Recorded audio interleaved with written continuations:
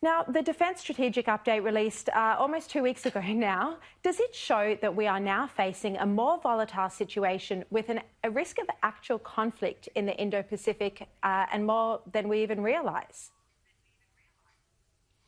It certainly does show that, Shari, and I think we had a hint from the Prime Minister's launch just how concerned he is about it.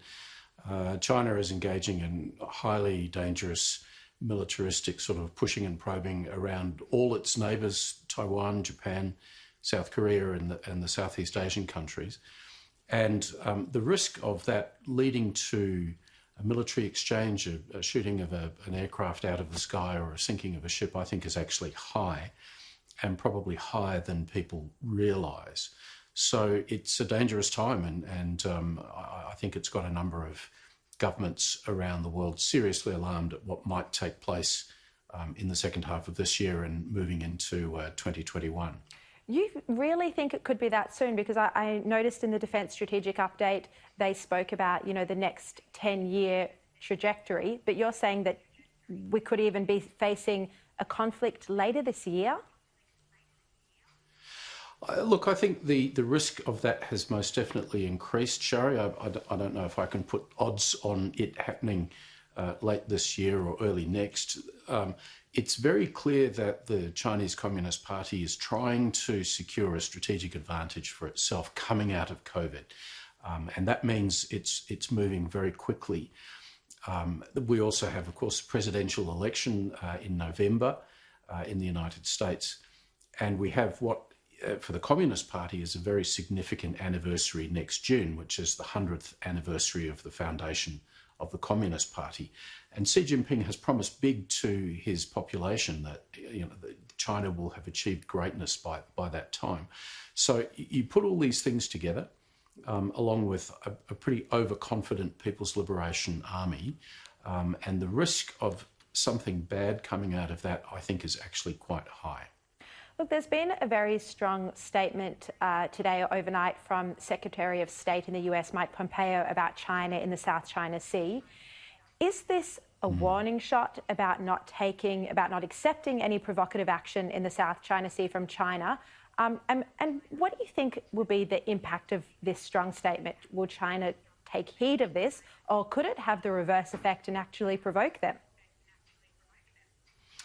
Well, it is indeed a very strong statement, and it comes really on the back of the Obama administration, I think, failing to appreciate the importance of the South China Sea, and at a time when China was building its 3 military facilities, dismissing that as something that shouldn't get in the way of China-US relations.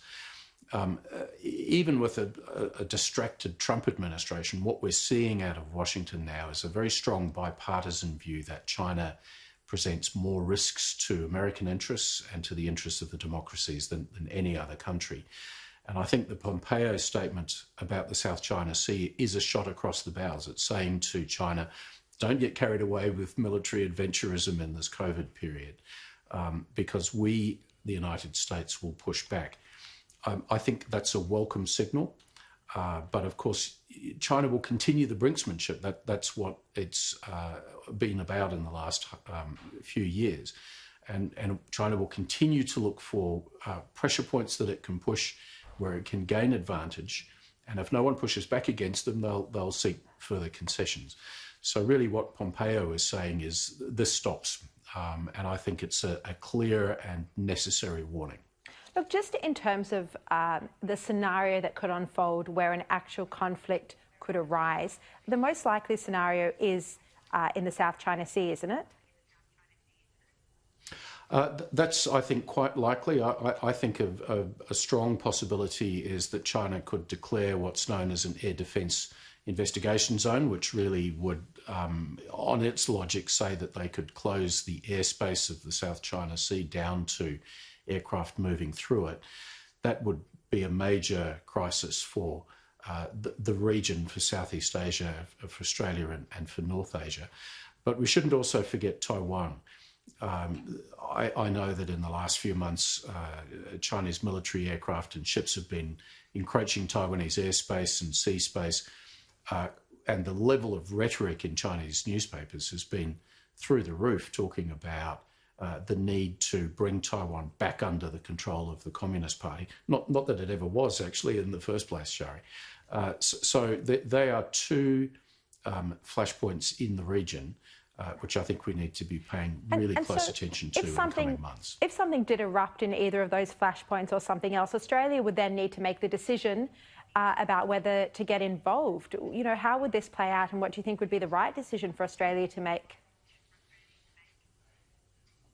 Well, we've just released a defence policy statement which says that the Indo-Pacific region, and really Southeast Asia more specifically, is the critical part of the world's geography from the point of view of Australia's defence and security interests, which I think is right. I think that's what our history actually shows us.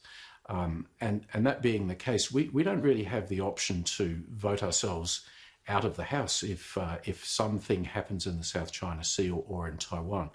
You know, this could be an incident over very quickly, and what we're dealing with is the diplomatic repercussions of that later, or it could be something that builds in a tense Cold War-like way for some period of time. However it plays out, Shari, we will have to be involved. We won't have the excuse to sit this one out. Just a very quick, literally 10-second answer, because we've run out of time. Helen Clark's leading the inquiry into the origins of the coronavirus pandemic. Will we get an answer? No. Not if depending on Beijing is what we have to do, and that seems to be the case. So we won't get any help, I think, from Beijing to get to the bottom of this problem. And we're out of time. Peter Jennings, thank you very much for your time today. Really, really insightful comments.